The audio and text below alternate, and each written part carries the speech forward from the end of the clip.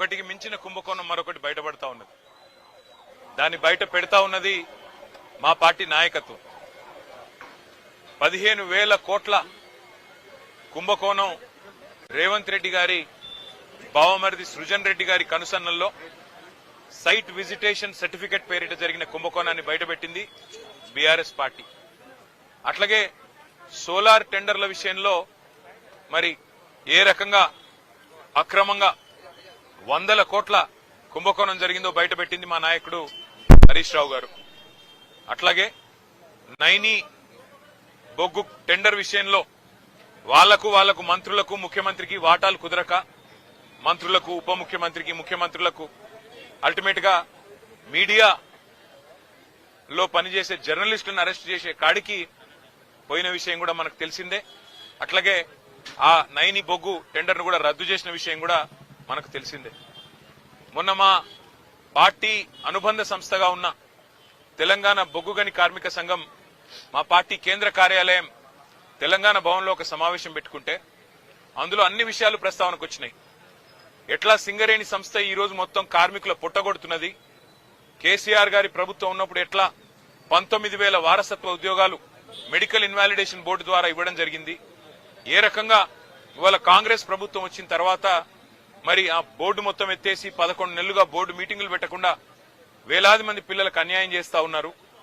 అన్యాయం చేయడమే కాకుండా గతంలో కేసీఆర్ ప్రభుత్వం ఇచ్చిన ఉద్యోగాలు మెడికల్ ఇన్వాలిడేషన్ కింద 19,000 ఉద్యోగాలు ఏదైతే ఇచ్చారో వాటి మీద కూడా విజిలెన్స్ ఎంక్వైరీ చేపిస్తామని చెప్పి అసెంబ్లీలో ఉప ముఖ్యమంత్రి బట్టి విక్రమార్క గారు ఏ మాట అయితే చెప్పారో ఇవన్నీ కూడా ఇవాళ సింగరేణిలో కార్మికుల్లో అక్కడుండే ప్రజల్లో కలవరాన్ని రేకెత్తిస్తా ఉన్నాయి.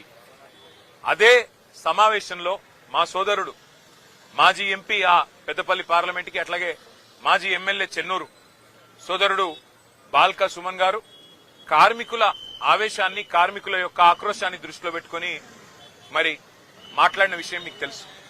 ఇవాళ ఈ ప్రభుత్వానికి ఎజెండా ఒకటే, అసలు విషయం మరుగున పడడానికి, అసలు విషయాన్ని బయటికి రాకుండా చేయడానికి, సింగరేణిలో జరుగుతున్న కుంభకోణాలను బయటికి రాకుండా ప్రజల దృష్టికి రాకుండా చేసేందుకు విషయాన్నంతా గోలు తిప్పి సుమన్ ఏదో అన్నాడు అని చెప్పి ఇలా లోపల పెట్టే ప్రయత్నం చేసినారు. వాళ్ళ చెంచల్ కూడా జైల్లో పెట్టారు. మరి ఆయన మీద ఇష్టమున్న కేసులు ఇష్టమున్న సెక్షన్లు కూడా పెట్టినారు. చివరికి మెజిస్ట్రేట్ గారు కూడా మందలించి పీడీపీపీ ఎట్లా పెడతారు మీరని చెప్పి తీసేసిన పరిస్థితి మనం చూస్తా ఉన్నాం. సోదరుడు సుమన్ చేసిన వ్యాఖ్యల్లో ఏమన్నా తప్పు ఉన్నదని ప్రభుత్వం భావిస్తే నేను ప్రభుత్వాన్ని ఒకటే అడుగుతా ఉన్నా. మరి కాంగ్రెస్ పార్టీ యొక్క పెద్దలు ఇవాళ ముఖ్యమంత్రిగా ఉన్న రేవంత్ రెడ్డి ఆ రోజు మల్కాజ్గిరి పార్లమెంట్ సభ్యుడిగా పీసీసీ అధ్యక్షుడిగా ప్రగతి భవన్ అంటే ముఖ్యమంత్రి గారి అధికారిక నివాసం ప్రగతి భవన్ ని బాంబులతో పెట్టి పేల్చినా తప్పులేదు అన్నాడు. మరి ముఖ్యమంత్రి గారు మీ చర్యలు తీసుకోకూడదా? ఒక గౌరవ పార్లమెంట్ సభ్యుడిగా ఉంటూ పీసీసీ అధ్యక్షుడిగా ఉంటూ బాంబులు పెట్టి ముఖ్యమంత్రి అధికారిక నివాసాన్ని పేల్చేయాలే అని మాట్లాడిన రేవంత్ రెడ్డి శిక్షకు అర్హుడు కాదా? చెంచల్గూడకు మళ్లీ తిరిగి రావడానికి అర్హుడు కాదా? అట్లాగే బండి సంజయ్ కేంద్ర మంత్రిగా ఈరోజు ఉన్నారు. ఆయన కూడా పార్లమెంట్ సభ్యుడిగా హైదరాబాద్ పాతనగరం మీద సర్జికల్ స్ట్రైక్ చేస్తాం అని మాట్లాడిన మాట మరి అది శిక్షార్హం కాదా? ఆయన మీద ఇవాళ బాల్కా సుమన్ మీద పెట్టిన సెక్షన్లు ఆయనకు వర్తించవా? అట్లాగే మిగతా కాంగ్రెస్ నాయకులు ఒక మాజీ ఎమ్మెల్యే మైనంపల్లి హనుమంతరావు సిద్దిపేటలో మా హరీష్ రావు గారి క్యాంప్ కార్యాలయం మీద దాడి చేయించడమే కాకుండా పెట్రోల్ పోసి తగలబెడతా హరీష్ రావుని అనే మాట అది శిక్షార్హం కాదా? దానికి సెక్షన్లు వర్తించవా? వాళ్ళ జడ్చర్ల ఎమ్మెల్యే అనిరుద్ రెడ్డి అక్కడ ఉండే ఒక కంపెనీని పెట్రోల్ పోసి తగలబెడతా అంటే అక్కడ శిక్ష ఉండదా? అంటే కాంగ్రెస్ లో ఒక నీతి, మా సోదరుడు బాల్కా సుమన్ గారికి ఇంకో నీతా? ఎందుకు మీకు ఇంత కోపం బాల్కా సుమన్ మీద? ఉద్యమంలో ఆ రోజు 220 కేసులు పెట్టారు సుమన్ మీద. మళ్లీ చూస్తుంటే ఆ రికార్డు బద్దలు కొట్టాలన్న ప్రయత్నం ఏమైనా చేస్తున్నట్టు కనబడుతున్నది. కానీ ఏదేమైనప్పటికీ ఒకటి మాత్రం పక్కా, సింగరేణిలో జరుగుతున్న బొగ్గు దోపిడీ, సింగరేణిలో ఏదైతే మొన్న మా నాయకులు బయటపెట్టినారో 40 లక్షల మెట్రిక్ టన్నుల బొగ్గు తీయనిది తీసినట్టు చూపెట్టి ఇవాళ 1600 కోట్ల గోల్మాల్ కార్యక్రమం ఏదైతే చేస్తున్నారో, సింగరేణి కార్మికుల పొట్టగొట్టే విధంగా బోర్డు పెట్టకుండా ఏదైతే సతాయిస్తున్నారో, విజిలెన్స్ ఎంక్వైరీ పేట వేధిస్తున్నారో, మీ కుంభకోణాల నుంచి దృష్టి మరల్చడానికి ప్రయత్నం చేస్తున్నారో దీన్ని వదిలిపెట్టం. మా సోదరుడు ధైర్యంగా ఉన్నాడు. శ్రీనివాస్ యాదవ్ గారికి, సుధీర్ రెడ్డి గారికి, హర్షవర్ధన్ రెడ్డి గారికి మేము పోతే సోదరుడు చెప్తా ఉన్నా, నా గురించి బాధపడకండి, సింగరేణి కార్మికుల మీద దృష్టి పెట్టండి.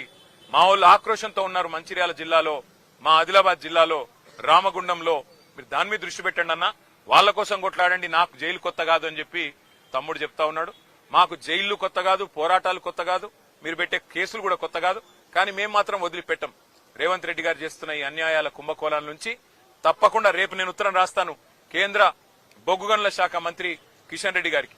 సింగరేణిలో ఇవాళ 40 లక్షల మెట్రిక్ టన్నుల బొగ్గును లేనిది ఉన్నట్టుగా చూపెట్టి రికార్డులు ఇస్తుంటే 49% వాటా ఇవాళ కేంద్ర ప్రభుత్వానికి ఉంది. మీరు ఏం చేస్తున్నారు బీజేపీ నాయకులారని నేను అడుగుతా ఉన్నా. అట్లాగే కుంభకోణం జరుగుతుంటే ముఖ్యమంత్రి గమ్మునెందుకున్నాడు, ఆయనకేం అవసరం వచ్చిందని చెప్పుకుని నేను అడుగుతా ఉన్నా. తప్పకుండా నిజం నిగ్గు తేలేదాకా మా సోదరుని కావాలంటే జైల్లో పెట్టుకోండి, ఇంకో వారం రోజులు ఎక్కువ పెట్టినా తను తయారుగానే ఉన్నాడు, మాకేం భయం లేదు. కానీ వదిలిపెట్టం ఈ అక్రమాలు అన్యాయాలు సింగరేణి కార్మికుల తరఫున. తప్పకుండా ఈ ప్రభుత్వాన్ని నిలదీస్తూనే ఉంటామని చెప్పి మీకు తెలియజేస్తూ అందరికీ ధన్యవాదాలు.